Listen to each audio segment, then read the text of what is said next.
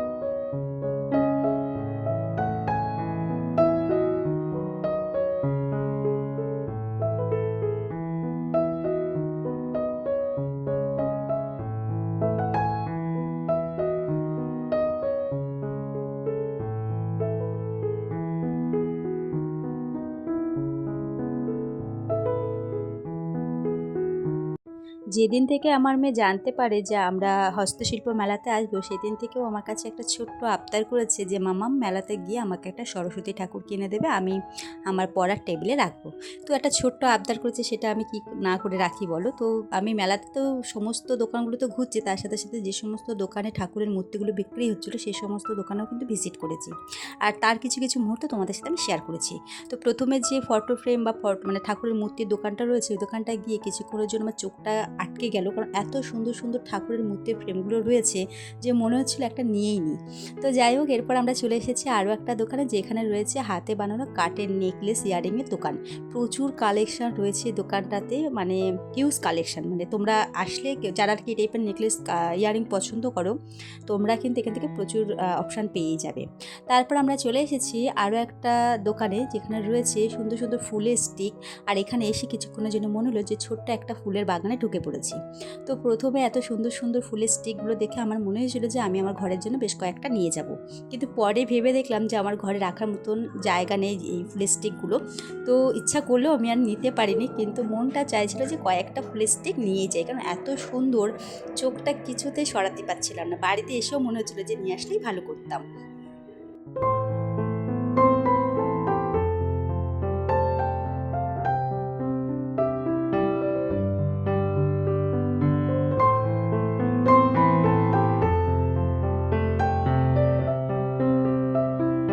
এখানে যেরকম নিজেদের ঘর সাজানোর জন্য বিভিন্ন ধরনের ইউনিক ইউনিক জিনিস কিনতে পাওয়া যাচ্ছিল, তেমনি কিন্তু গিফট পারপাসও প্রচুর কালেকশন এখানে ছিল।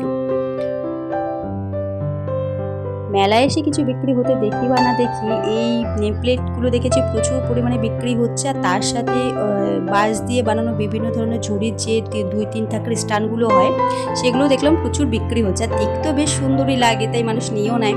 আমার দিদিও একটা নিয়েছে, দিদি কীরকম নিয়েছে সেটা তোমাদেরকে দেখাবো। আর তার সাথে আমি কি কেনাকাটা করেছি অবশ্যই সেটাও তোমাদেরকে দেখাবো।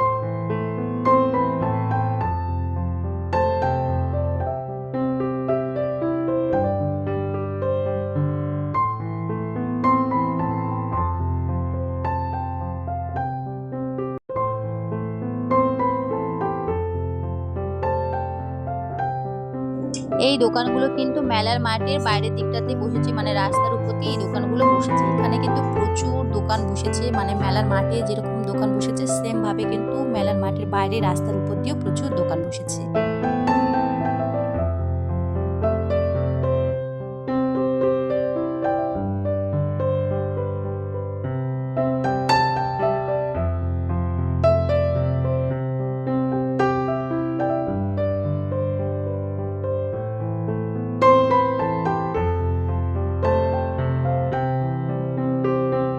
এই মেলায় এত সুন্দর সুন্দর হাতে বানানো জিনিস বিক্রি হচ্ছে দোকানগুলোতে, মনে হচ্ছে ছোট্ট একটা সোনাঝুরির হাটে আমরা কিছুক্ষণের জন্য চলে এসেছি।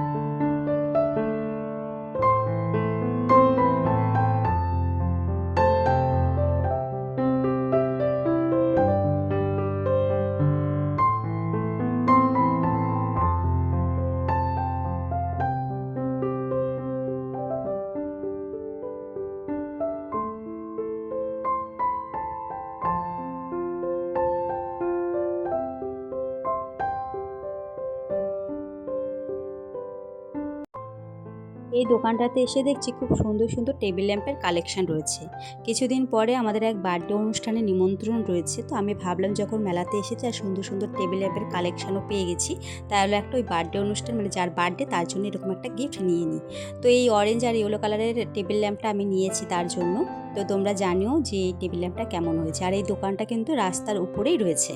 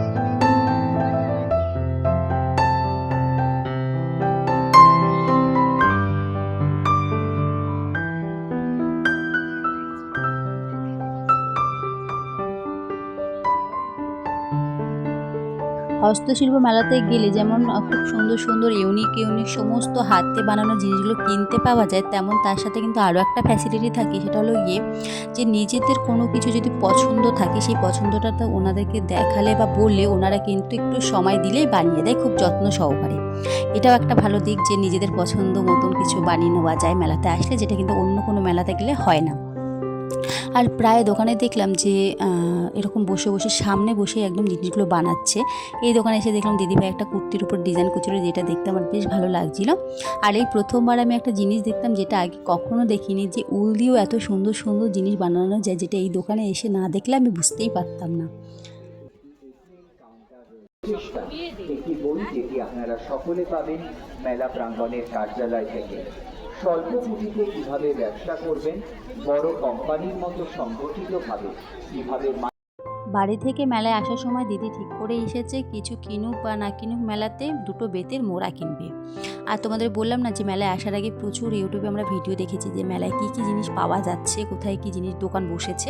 তো সেরকম একটা ভিডিওতে দেখছিলাম যে মানে অনেকটা এরিয়া নিয়ে বসেছে বিভিন্ন ধরনের কাঠের বেতের জিনিসের ফার্নিচারের দোকান। তো এসে পর থেকেই আমরা সেই দোকানটাই খুঁজছিলাম যে কোথায় রয়েছে। আর যেহেতু মেন রাস্তা থেকে এই দোকানগুলো একটু ভিতর সাইডে রয়েছে, তাই আর কি বুঝে উঠতে পারছিলাম না যে ভিতর সাইডটা কোন সাইডে। তো আমরা অনেক খোঁজাখুঁজি করে প্রায় রাত মানে মেলা ঘুরতে ঘুরতে জিনিসপত্র কেনাকাটি করতে করতে রাত এখন 8:30টাও বেজে গেছে। আর এখন আমাদের চোখে পড়লো এই দোকানটা। এটা ওই মেন রাস্তার পাশে যে দোকানগুলো বসেছে ঠিক তার পেছন দিকটাতে এই দোকানগুলো বসেছে।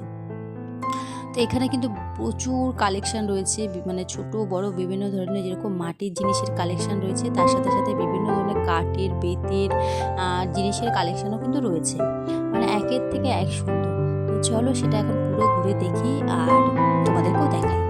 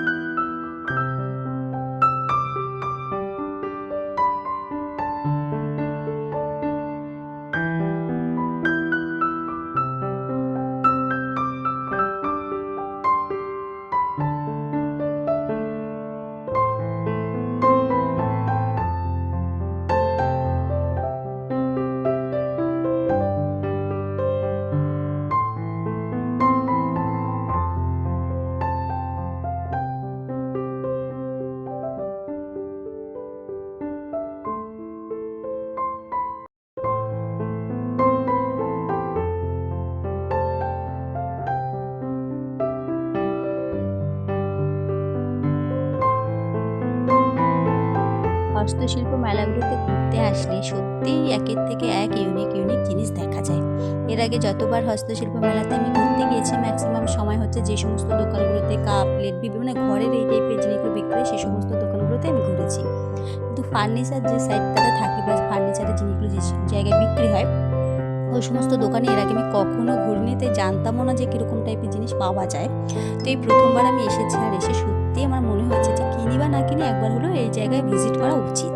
আর এইখানে দেখো এই ড্রেসিং টেবিলটা এত দারুণ আর এত ইউনিক, মানে অনেক সময় হয় না যে হয়তো এই কাঠের জিনিসটা আমি নিতে চাইছি না, আমরা অন্য টাইপের কাঠের কিছু বানাবো, তো এগুলো দেখলে একটু আইডিয়া পাওয়া যায় যে মোটামুটি যখন নিজেরা নিজেদের পছন্দ মতন বানাবো তখন এরকম কিছু একটা করে বানানো যেতে পারে। তো সেই কারণ হলেও একবার এসে এখানে ভিজিট করা উচিত।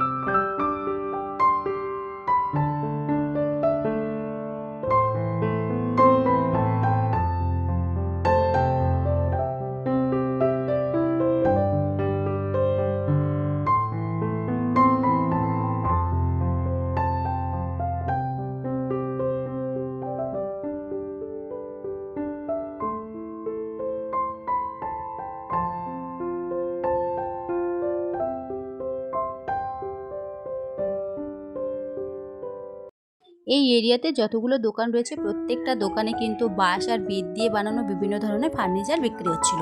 তো আমরা নেব যেহেতু দুটো বেতের মোড়া, তাই সব দোকানে একবার করে ঘুরে দেখছিলাম যে কোন দোকানে কীরকম কী দাম বলে। আর মেলায় তো প্রত্যেকটা দোকানে এক এক রকমের দাম হয়। কোনো কোনো দোকানে এক একটা মোড়ার দাম 850 টাকা, 1000 টাকা এরকম করে বলছিল। তো যেহেতু দিদি দুটো মোড়া নেবে, তাই দিদি একটা দোকানে অনেক বার্গেনিং করার পরে লাস্ট আর কি দাম ফিক্সড হয় যে 650 টাকার নিচে ওনারা আর দেবেই না। তো দিদি সেই 650 টাকা করেই আর কি দুটো মোড়া নিয়েছে। আর কী ধরনের মোড়া দিদি নিয়েছে সেটা তোমাদেরকে আমি পরে দেখিয়ে দেবো। আর এখানে দেখো খুব সুন্দর আর কি ঝুড়ির কালেকশানও ছিল, মানে কি বলবো, অনেক রকমের জিনিস ছিল যেগুলো আমি অনেক কিছু নামও জানি না, মানে ফার্স্ট টাইম দেখেছি।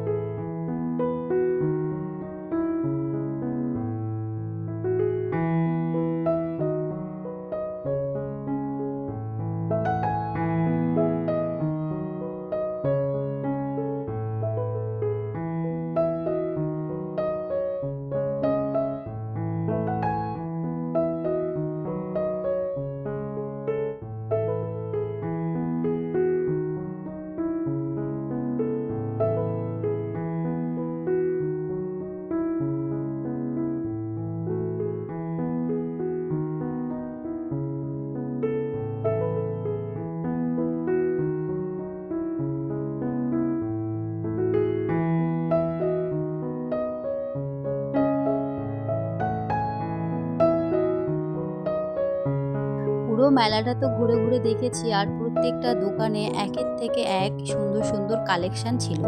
তো আমরাও অনেক কিছু কেনাকাটা করেছি, আর কি কি কেনাকাটা করেছি সেটা তোমাদেরকে অন্য একটা ব্লগে শেয়ার করবো। মানে আমি আর আমার দিদি কি কি কেনাকাটা করলাম হস্তশিল্প মেলা থেকে, আর তোমাদেরকে পুরো মেলাটা ঘুরে দেখানোর চেষ্টা করেছি। তবে হ্যাঁ, পুরো মেলা তো একটা ভিডিওর মাধ্যমে কভার করা সম্ভব নেই, তাই যতটা পেরেছি বা আমার কাছে যে জিনিসগুলো সব থেকে বেশি ভালো লেগেছে তোমাদেরকে দেখানোর চেষ্টা করেছি। তোমাদের আজকের ব্লগটা কেমন লেগেছে সেটা তোমরা কমেন্ট করে জানালে আমি বুঝতে পারবো, সেই কমেন্টের অপেক্ষায় থাকলাম। তাহলে আজকের ব্লগের গল্পটা এখানে এন্ড করছি। আবারও নতুন ব্লগে নতুন গল্প হবে। ততক্ষণ সবাই ভালো থেকো, সুস্থ থেকো। আজকের মতো টাটা।